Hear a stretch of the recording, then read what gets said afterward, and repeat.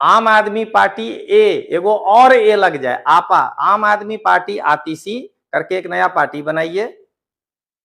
हम आपके राजनीतिक गुरु बनने के लिए तैयार हैं। हम अपना नंबर आपको छोड़ दिए हैं।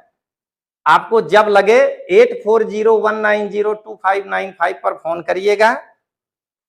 निस्वार्थ भाव से आपके सेवा में हाजिर हो जाएंगे। कोई भी हमको आपसे लोभ लालच नहीं है। नहीं तो मनोज भैया फोन करके पूछ लीजिएगा कि आज हम उनसे 6 महीना से जुड़े हैं, अगर अपना एको को काम उनको बोले हों, एक टिकट तक नहीं हम उनसे कंफर्म कराते हैं।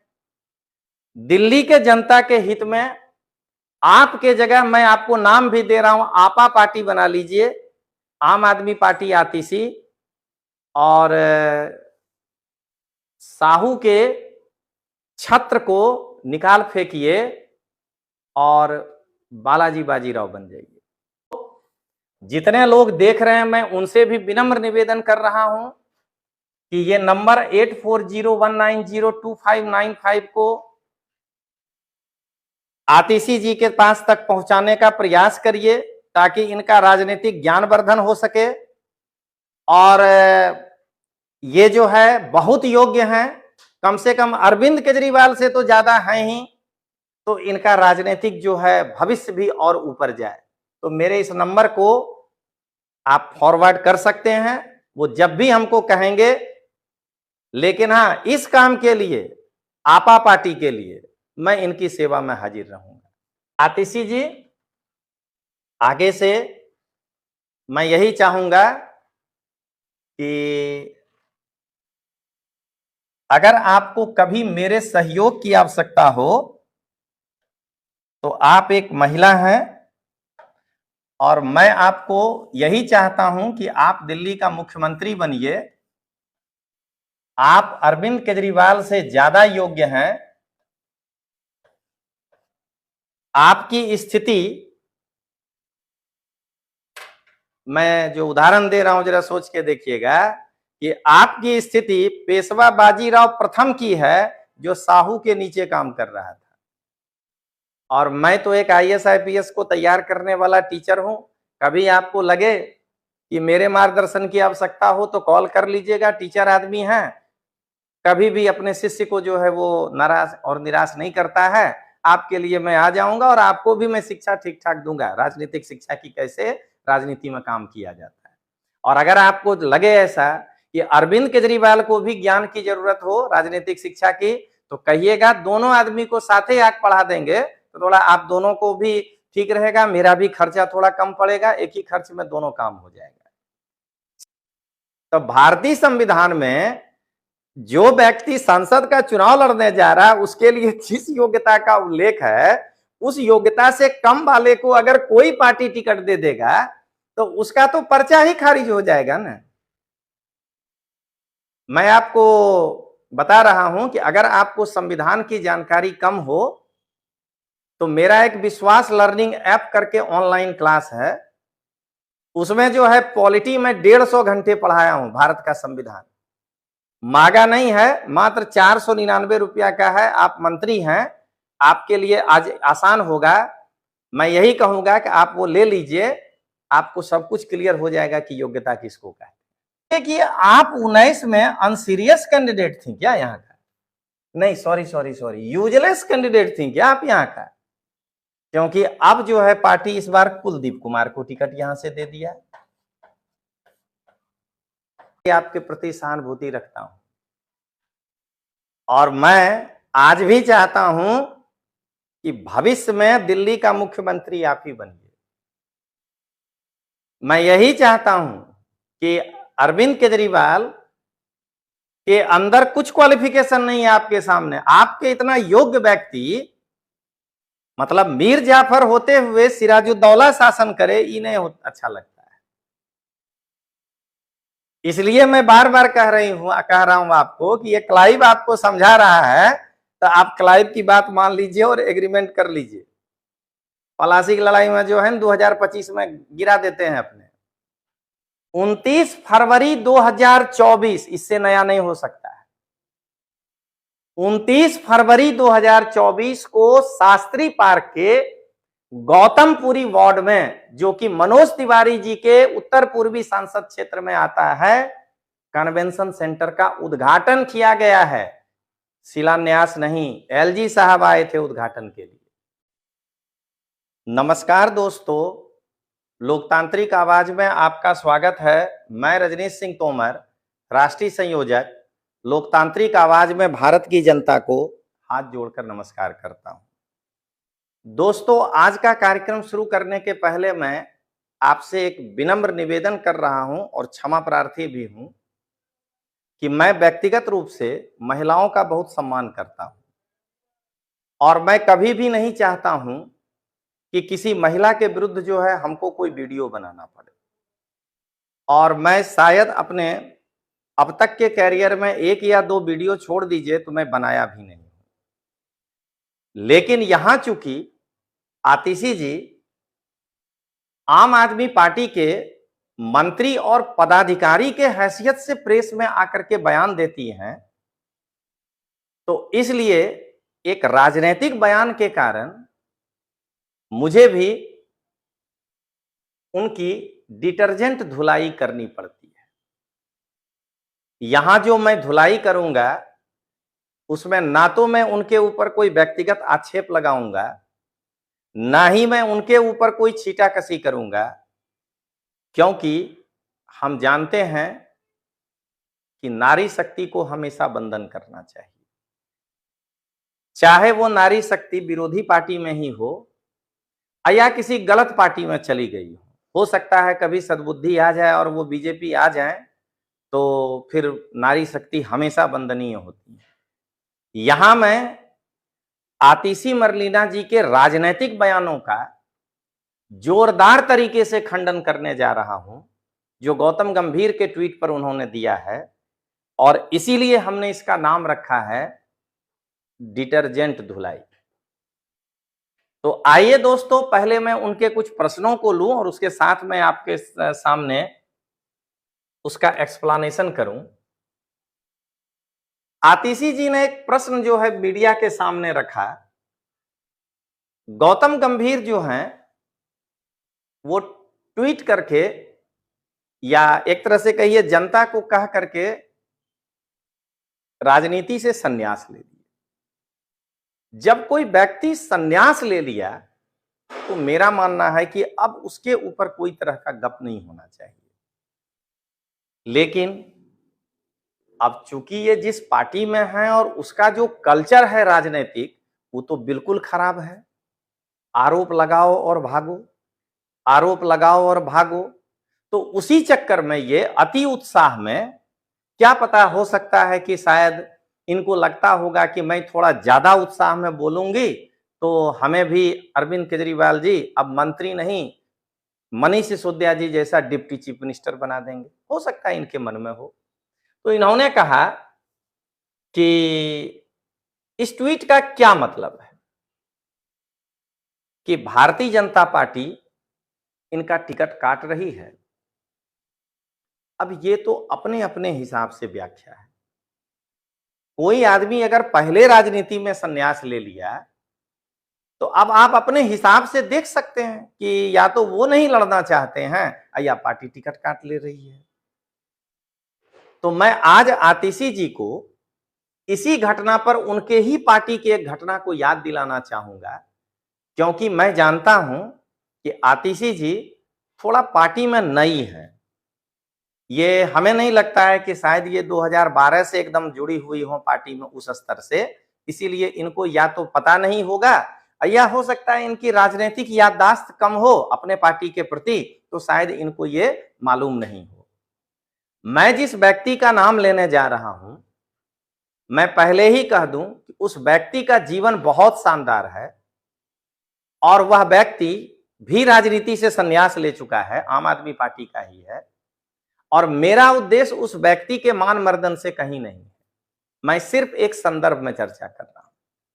तो आतिशी जी, मैं आपको याद दिलाना चाहता हूं कि आपके यहां भी एक कार्यकर्ता थे और बहुत सम्माननीय थे, आशीष खेतान जी। जैसे आपके जैसे बीजेपी में मान लीजिए कि आप बताना चाह रहे हैं गौतम गंभीर को तो आपने भी आशीष खेतान जी को अपने पार्टी में लिया था।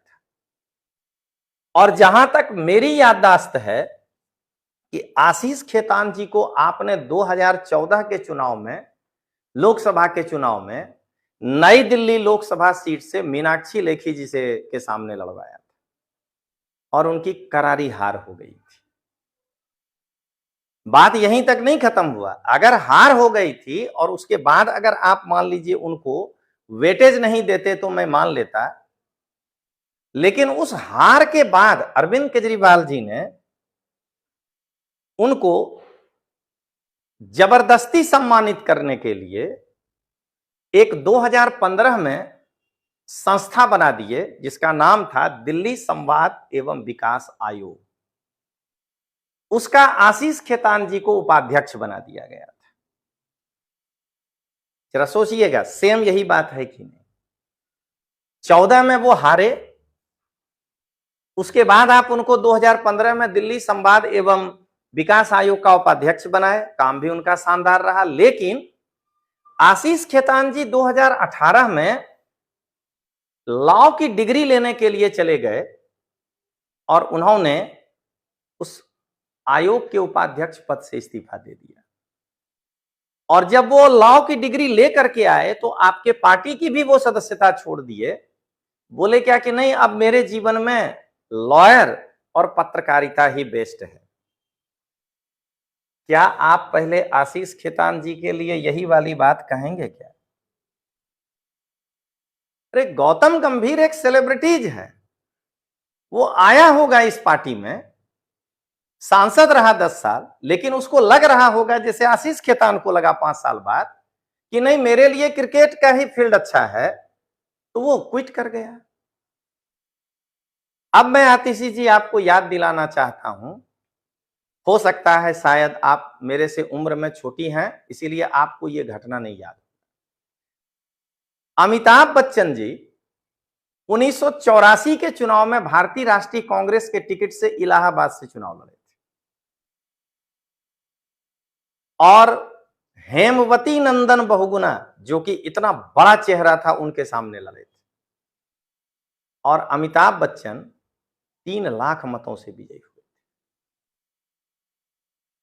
1.5 साल भी वो सांसद नहीं रहे और इस्तीफा दे करके चले गए और अमिताभ बच्चन जी बोले कि मैं इस लायक नहीं हूं। बात भी वाजिब है, वो जो काम कर रहे हैं वो काबिले तारीफ काम है। उनको लगा कि मैं राजनीति के लिए नहीं बना हूं, राजनीति छोड़ दिए।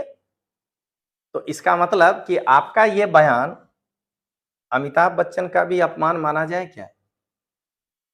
मैं आपसे जानना चाहता हूं।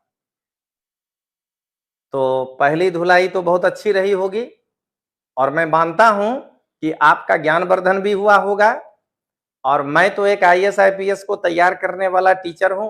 कभी आपको लगे कि मेरे मार्गदर्शन की आवश्यकता हो तो कॉल कर लीजिएगा, टीचर आदमी हैं, कभी भी अपने शिष्य को जो है वो नाराज और निराश नहीं करता है। आपके लिए मैं आ जाऊंगा और आपको भी मैं शिक्षा ठीक ठाक दूंगा, राजनीतिक शिक्षा की कैसे राजनीति में काम किया जाता है। और अगर आपको लगे ऐसा कि अरविंद केजरीवाल को भी ज्ञान की जरूरत हो राजनीतिक शिक्षा की, तो कहिएगा, दोनों आदमी को साथ ही आग पढ़ा देंगे तो थोड़ा आप दोनों को भी ठीक रहेगा, मेरा भी खर्चा थोड़ा कम पड़ेगा, एक ही खर्च में दोनों काम हो जाएगा। चलिए दोस्तों, अब मैं आपको अगला इनके प्रश्न को बताता हूं।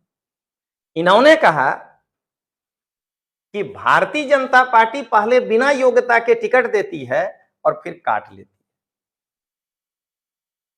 आतिशी जी, आपसे तो इस बात की उम्मीद है ही कि आप संविधान नहीं पढ़े हैं, लेकिन आपके गुरुजी तो पढ़े हैं, आपको यह समझा के नहीं भेजे ये बात कि बिना योग्यता के टिकट दिया ही नहीं जा सकता है, वरना उसका जो है पहले तो वो डिस्क्वालीफाई हो जाएगा।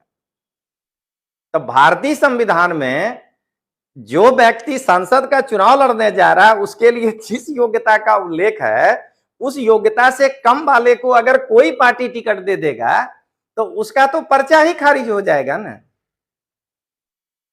मैं आपको बता रहा हूं कि अगर आपको संविधान की जानकारी कम हो तो मेरा एक विश्वास लर्निंग ऐप करके ऑनलाइन क्लास है, उसमें जो है पॉलिटी में 150 घंटे पढ़ाया हूं भारत का संविधान।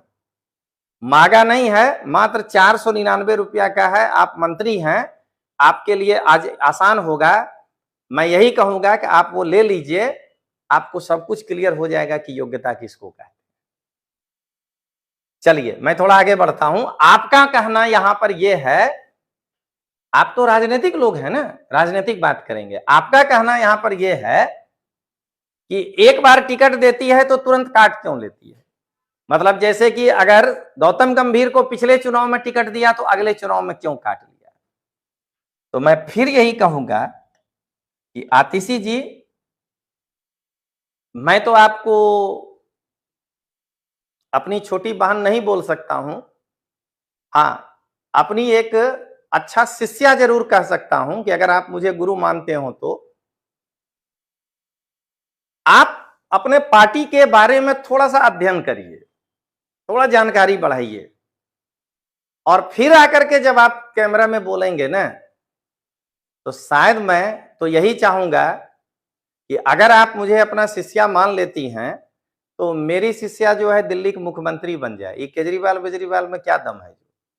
और वैसे भी यदि मुझे आपके पर्सनल क्वालिफिकेशन की बात कही जाए तो मैं तो इस बात के लिए हमेशा आपका समर्थन करूंगा कि आप केजरीवाल से ज्यादा योग्य हैं। और मैं तो चाहता हूं कि आप केजरीवाल से प्रश्न करिए कि मैं पीएचडी हूं, आप जो है बीए पास हैं, ग्रेजुएट हैं, अरे आईआईटी पढ़े हैं, तो आप भी कैम्ब्रिज से पढ़ के आई हैं, तो आप उनको कह सकते हैं कि क्या आप जो है ग्रेजुएट आदमी हो, मुख्यमंत्री बनिएगा और हम मंत्री बनेंगे? हटिए, आप जो है मेरा वाला मंत्रालय ले लीजिए और आज से दिल्ली के मुख्यमंत्री हम ही। लेकिन थोड़ा राजनीतिक ज्ञान लीजिएगा। मैं आपको एक उदाहरण बताना चाहती हूं आतिशी जी। दिल्ली में एक विधानसभा है जिसका नाम है त्रिलोकपुरी। आतिशी जी, मुझे लगता है कि आप जैसे ही यहां तक आएंगे आपको याद आ गया होगा कि मैं कहना क्या चाहता हूं। आपने बिना योग्यता देखे, मैं प्रश्न पूछ रहा हूं आप ही के प्रश्न पर, 2015 के चुनाव में राजू धींगन जी को टिकट दिए थे। मैं क्यों कह रहा हूं बिना योग्यता के, कि फिर आप 2020 में इनका टिकट क्यों काट लिए? यही तो गौतम गंभीर के साथ हुआ है। 2020 में आपने रोहित कुमार मेहरौलिया को टिकट दिया था। ये कौन सा योग्यता है, जरा बता दीजिएगा। क्या 2015 में आप भी, जैसे आप कहना चाह रहे हैं कि बीजेपी बिना योग्यता का टिकट देता है, कि धींगन साहब को बिना योग्यता का टिकट दे दिए थे क्या? अब आइए थोड़ा और आगे बढ़ें। एक आध उदाहरण पे हो सकता है कि आपको नहीं याद आए, मैं आपका ज्ञान वर्धन और कर दूं। एक विधानसभा है दिल्ली में जिसका नाम है मटिया महल विधानसभा। याद आ गया होगा आतिशी जी, मुझे पक्का लग रहा है कि आपको याद आ गया होगा। 2015 में आप यहां असीम अहमद खान को टिकट दिए थे।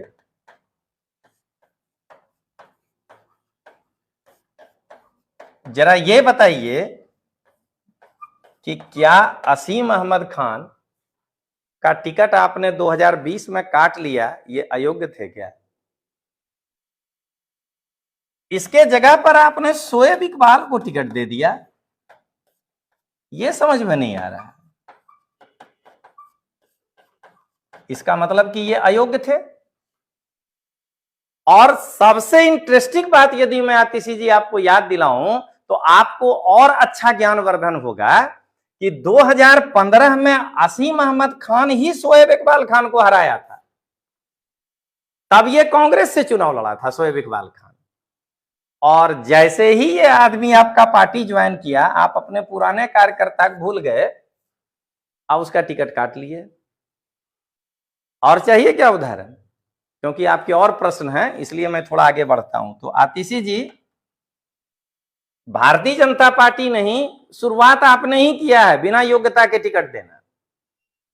अब आइए आतिशी जी के तीसरे प्रश्न को लेते हैं। पहले यूजलेस कैंडिडेट को टिकट देती है, अब फिर उसका टिकट काट लेती है, क्या बात कर रहे हैं आतिशी जी, तो आप अपने ऊपर बोल गए। अब तो मैं सोचता हूं कि देखिए आपके कितने यू टर्न हैं, मैं आपको जरा वो दिखा दूं। देखिए, सबसे पहले जिस पूर्वी दिल्ली पर आप हंगामा कर रहे हैं गौतम गंभीर को लेकर के, तो जरा देखिए तो कि पूर्वी दिल्ली में आप अपने पार्टी के किसी एक उम्मीदवार को रिपीट किए हैं क्या? 2014 के लोकसभा चुनाव में एक योग्य व्यक्ति राजमोहन गांधी को चुनाव में टिकट दिए थे। गांधी जी के परिवार का व्यक्ति था ये, उनका परपोता। आज जब ये चुनाव हार गए तो 2019 में आप खुद टिकट ले लिए, आप ही कैंडिडेट थी यहां से। तो चलिए एक बार माफ कर देते हैं, मान लिए राजमोहन गांधी जैसा आदमी को अरविंद केजरीवाल के नीचे काम करना पड़ेगा, ये होगा ही नहीं।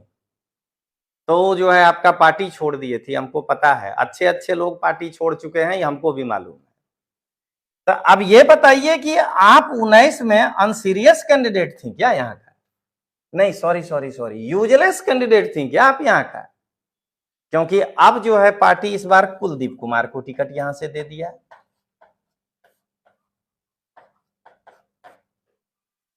मैं आतिशी जी आज भी आपके प्रति सहानुभूति रखता हूं और मैं आज भी चाहता हूं कि भविष्य में दिल्ली का मुख्यमंत्री आप ही बनिए। मैं यही चाहता हूं कि अरविंद केजरीवाल के अंदर कुछ क्वालिफिकेशन नहीं है आपके सामने, आपके इतना योग्य व्यक्ति, मतलब मीर जाफर होते हुए सिराजुद्दौला शासन करे, इन्हें अच्छा लगता है। इसलिए मैं बार बार कह रहा हूं आपको कि ये क्लाइव आपको समझा रहा है, तो आप क्लाइव की बात मान लीजिए और एग्रीमेंट कर लीजिए। पलासी की लड़ाई में जो है 2025 में गिरा देते हैं अपने। तो फिर मुझे लगा कि शायद आपके ऊपर अकेला बोले तो हो सकता है कि आपको बुरा लग जाए, या आपको बुरा नहीं लगे, आपको ऐसा लगे कि हम महिला थे ऐसा बोल दिए। नहीं, जो 4 सीट पर आप चुनाव लड़ रहे हैं इस बार, मैं चारों सीट का इतिहास दे रहा हूं। नई दिल्ली भी लोकसभा सीट से आतिशी जी 14 में आप लड़ाए थे आशीष खेतान को, इनका मैं कहानी बताया है। जब आशीष खेतान जी ठीक गौतम गंभीर जैसा ही अपने दूसरे कैरियर की ओर जाने के लिए आपके पार्टी को छोड़ दिए, तो 19 में फिर आप लगा दिए ब्रजेश गोयल जी को। 2020 का आप ही का भाषा हम बोल रहे हैं, यूजलेस कैंडिडेट ब्रजेश गोयल को आप रिपीट नहीं किए और गालीबाज सोमनाथ भारती को आपने टिकट दे दिया। मैं गालीबाज इसलिए कह रहा हूं कि कल्ले पीटे हैं वो, दिल्ली में सब जगह वीडियो वायरल हुआ है, कार्यकर्ता पीटा है। जरा सोच के देखिएगा कि आपके उनका किसको टिकट दिए हैं आप। चलिए थोड़ा स्पीड है। तीसरा सीट आपका पश्चिमी दिल्ली है। जरा देखिए तो आप चारों सीट पर क्या हमेशा यूजलेस ही कैंडिडेट उतारते हैं क्या? जरनैल सिंह, मुझे तो ये लग रहा है कि जरनैल सिंह तो यूजलेस कैंडिडेट नहीं है, क्योंकि ये भी आपके यहां का एमएलए है। 14 में लड़ाए, 19 में बलवीर जाखड़ को आप लड़ा देते हैं,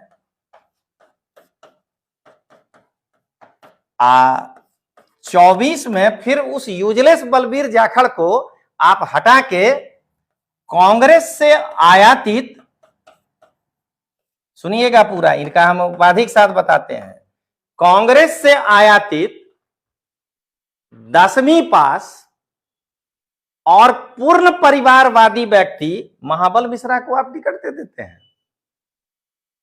पता ही नहीं चल रहा है आपके यहां क्या चल रहा है, जरा ये बताइए। और चौथा सीट एक बार मैं और बता दूं फिर वापस आऊं, दक्षिणी दिल्ली। जरा सोच के देखिए, 2014 में आप कर्नल देवेंद्र सहरावत को टिकट दिए थे। कर्नल साहब थे, इनको एक के बार में पता लग गया कि सब केजरीवाल वगैरह फर्जी आदमी है, इसके साथ काम नहीं करना है। तो 2019 में जो आप टिकट दिए आतिशी जी, राघव चड्ढा को दिए थे, तो ये यूजलेस कैंडिडेट था क्या कि आप राघव चड्ढा को हटा करके सही राम पहलवान को टिकट दिए इस बार? नहीं, मैं थोड़ा अच्छे से और बता रहा हूं। राघव चड्ढा चार्टर अकाउंटेंट है, उसके जगह पर एक 12वां पास सही राम पहलवान, अब बहुजन समाज पार्टी से आयातित कैंडिडेट को आपने जो टिकट दिया, तो अब जरा आम आदमी पार्टी की ओर से आप ये बताएं कि यूजलेस कौन है? राघव चड्ढा, आतिशी जी, आप खुद, ब्रजेश गोयल, अकी बलबीर जाखड़। इसीलिए कहा गया है कि राजकुमार का वो डायलॉग हमेशा याद रखिएगा, यानी जो शीशे के घर में रहते हों उसे दूसरे पत्थर नहीं मारना चाहिए। अब जरा आतिशी जी, मैं आपके अगले प्रश्न पे आता हूं। दिल्ली के 7 सांसद अपने क्षेत्र से नदारत हैं, फोन नहीं उठाते हैं। एक काम करिए, मैं दिल्ली आता हूं और कैमरा के सामने, मैं बाकियों के बारे में तो नहीं बता पाऊंगा, कैमरा के सामने मैं जो है दिल्ली के उत्तर पूर्वी सांसद जो है मनोज तिवारी को फोन लगाता हूं। अगर वो नहीं उठाएंगे ना, हो सकता है मीटिंग में हो और मैसेज नहीं आ जाए मेरे पास कि मैं आपसे 10 मिनट बाद बात करता हूं, तो मैं जो कहेंगे वो मान लूंगा। कैसी बात कर रहे हैं? अरे फोन तो हम दिन भर करते रह गए थे, अरविंद केजरीवाल को नहीं उठाया था। आज का अरविंद केजरीवाल नहीं, आज से 3 साल पहले का अरविंद केजरीवाल को मैं फोन लगाया था, दिन भर लगाया था, फोन नहीं उठाया। क्या बात कर रहे हैं आप? आपका जो गुलाब सिंह यादव करके विधायक है, जिसको आप गुजरात का प्रभारी बनाकर भेजे थे, मैं लगभग उनको 40 कॉल किया हूं, एक कॉल नहीं उठाया। संदीप पाठक, एक भी फोन आज तक मेरा नहीं उठाया है। और आपका जो वो कम बुद्धि वाला एगो जो गुजरात में है, गोपाल भाई इटालिया, उसको मैं नहीं, मैं आपको चैलेंज करता हूं कि आप खाली अपना मोबाइल नंबर बदल करके दूसरे के नंबर से कॉल करिए, अगर फोन उठा दे तो मान जाएंगे। तो आप सांसद से उम्मीद करके बैठे, आपके पार्टी में तो छुटभैया नेता नहीं फोन उठाता है। जरा ये सोच के देखिएगा। आइए आतिशी जी, अब एक बात और जो है, आपका जो है डिटर्जेंट धुलाई जरूरी है। आज मैं दिल्ली के सांसद को चैलेंज देती हूं कि उन्होंने कोई काम किया हो। आतिशी जी, मैं आपको डेट के साथ बताता हूं, और सांसद जी मुझे वीडियो भी भेजे थे और हमको निमंत्रण भी भेजे थे। 29 फरवरी 2024, इससे नया नहीं हो सकता है।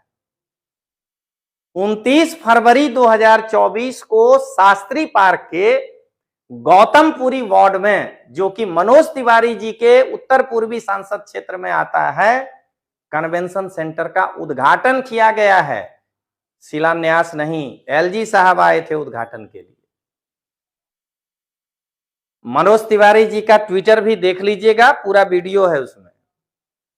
तो एक काम तो हम बता दिए, लेकिन आतिशी जी, मैं आपको चैलेंज कर रहा हूं कि आज के तारीख में भी अगर आप बुराड़ी विधानसभा में, आपका जो एकदम अत्यंत लोकप्रिय विधायक है संजीव झा, वो बुराड़ी का रोड नहीं बनवा पाया है, 10 साल हो गया है। आज भी चलिए हम आपको रोड पे खड़ा करके दिखा देते हैं। गड्ढा नहीं, रोडे नहीं है, गड्ढा उड्ढा बाद में खोजिएगा। तो आप ये मत कहिए कि दिल्ली के सांसद ने काम नहीं किया है। दिल्ली वालों के हक की लड़ाई सिर्फ केजरीवाल लड़ता है। इसे कहते हैं चूना लगा करके सफेद झूठ बोलना। कत्था नहीं लगा उसमें, चूना लगा के सफेद झूठ बोलना। मैं बार बार यही कह रहा हूं कि आतिशी जी, आप जरा अपने जो आपका मंत्रालय है उससे बाहर निकलिए, थोड़ा देश दुनिया के बारे में भी जानिए। जब बुराड़ी विधानसभा में आपके ही आका अरविंद केजरीवाल झरोड़ा और संगम बिहार के लोगों के सर से छत छीनने वाला कांड किया था, उस समय रोड पर कौन खड़ा हुआ था? मनोज तिवारी खड़ा हुआ था। अरे रजनीश तोमर गुजरात से जाके खड़ा हुआ था और आप लोग दिल्ली में बैठे रह गए थे। मनोज तिवारी केवल उनके लिए खड़ा नहीं हुए, फ्री में वकील कौन दिया था? मनोज तिवारी दिए। संसद के अंदर क्वेश्चन आवर में क्वेश्चन कौन उठाया था झरोदा के बारे में? मनोज तिवारी उठाए थे। मैं ऐसे ही उनसे बात नहीं करता हूं या उनका सम्मान नहीं करता हूं, भाजपा में होने के कारण नहीं। और आज भी वो केस 6 अगस्त के लिए आगे गया है, तो आज भी उस केस का पल पल की जानकारी अगर कोई ले रहा है अपने वकील के माध्यम से, डीके सिंह वकील हैं, मनोज तिवारी जी ले रहे हैं। आतिशी जी, कैम्ब्रिज के उस कैंपस से बाहर निकलिए, दिल्ली के सड़कों पर घूमिए, तब जाकर के पता चलेगा। दिल्ली की गलियों में घूमिए, तब जाकर के पता चलेगा। और 7वां क्वेश्चन है कि पूर्वी दिल्ली में हर बार नए चेहरे, तो मैं इसे क्या बार बार रिपीट करूं? पूर्वी दिल्ली में आप भी तो तीसरा बार में तीसरा कैंडिडेट उतारे हैं। ये तो पूर्वी दिल्ली के जनता के लिए एक तरह से कहा जाए कि बेचारे के ऊपर मुझे ये आता है, दया आती है कि बीजेपी भी हर बार नया चेहरा उतार रहा है और आप भी वही काम कर रहे हैं। नामे आपको पढ़ दिए राजमोहन गांधी और खुद आप, और उसके बाद जो है कुलदीप कुमार। अरे कम से कम आप लड़ लेते ना। मैं बार बार कह रहा हूं, कुलदीप कुमार ऑलरेडी विधायक है। मुझे मालूम है कि आप उसको टिकट इसीलिए दिए हैं कि हारिए जाएगा तो क्या होगा। अरे आप भी तो विधायक थी, आप भी हार जाती तो क्या हो जाता? अरे एक बार हार, एक बार और हार लेते, क्या दिक्कत था? इसमें कोई दिक्कत है क्या? हारने का तो कीर्तिमान बनाती है आम आदमी पार्टी। गुजरात में कितना आदमी का जमानत जब्त हुआ है। हमको शायद लगता है कि पूरे इंडिया में अकेली पार्टी होगी जिसके कैंडिडेट का इतना, जितने कैंडिडेट का जमानत जब्त हुआ होगा, शायद कोई पार्टी होगा। तो आतिशी जी, आगे से मैं यही चाहूंगा कि अगर आपको कभी मेरे सहयोग की आवश्यकता हो तो आप एक महिला हैं और मैं आपको यही चाहता हूं कि आप दिल्ली का मुख्यमंत्री बनिए। आप अरविंद केजरीवाल से ज्यादा योग्य हैं। आपकी स्थिति, मैं जो उदाहरण दे रहा हूं जरा सोच के देखिएगा कि आपकी स्थिति पेशवा बाजीराव प्रथम की है, जो साहू के नीचे काम कर रहा था। तो मैं आपको यही सलाह दूंगा कि काहे सबके चक्कर में पड़े हैं। आम आदमी पार्टी एगो और लग जाए, आपा, आम आदमी पार्टी आतिशी करके एक नया पार्टी बनाइए। हम आपके राजनीतिक गुरु बनने के लिए तैयार हैं। हम अपना नंबर आपको छोड़ दिए हैं। आपको जब लगे 8401902595 पर फोन करिएगा। निस्वार्थ भाव से आपके सेवा में हाजिर हो जाएंगे। कोई भी हमको आपसे लोभ लालच नहीं है। नहीं तो मनोज भैया फोन करके पूछ लीजिएगा कि आज हम उनसे 6 महीना से जुड़े हैं, अगर अपना एको को काम उनको बोले हों, एक टिकट तक नहीं हम उनसे कंफर्म कराते हैं। दिल्ली के जनता के हित में आपके जगह मैं आपको नाम भी दे रहा हूं, आपा पार्टी बना लीजिए, आम आदमी पार्टी आतिशी, और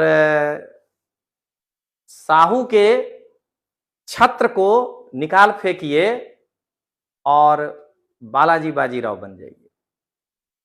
और कई सारे आपको सिंधिया मिलेंगे, कई सारे आपको गायकवाड़ मिलेंगे, कई सारे आपको होलकर मिलेंगे और आप दिल्ली की दशा बदल दीजिए। तो इसी के साथ दोस्तों, जितने लोग देख रहे हैं, मैं उनसे भी विनम्र निवेदन कर रहा हूं कि ये नंबर 8401902595 को आतिशी जी के पास तक पहुंचाने का प्रयास करिए, ताकि इनका राजनीतिक ज्ञानवर्धन हो सके। और ये जो है बहुत योग्य हैं, कम से कम अरविंद केजरीवाल से तो ज्यादा हैं ही, तो इनका राजनीतिक जो है भविष्य भी और ऊपर जाए। तो मेरे इस नंबर को आप फॉरवर्ड कर सकते हैं, वो जब भी हमको कहेंगे। लेकिन हाँ, इस काम के लिए, आपा पार्टी के लिए, मैं इनकी सेवा में हाजिर रहूंगा। तो चलिए दोस्तों, मिलते हैं, तब तक के लिए जय हिंद, जय भारत, जय जय गरवी गुजरात।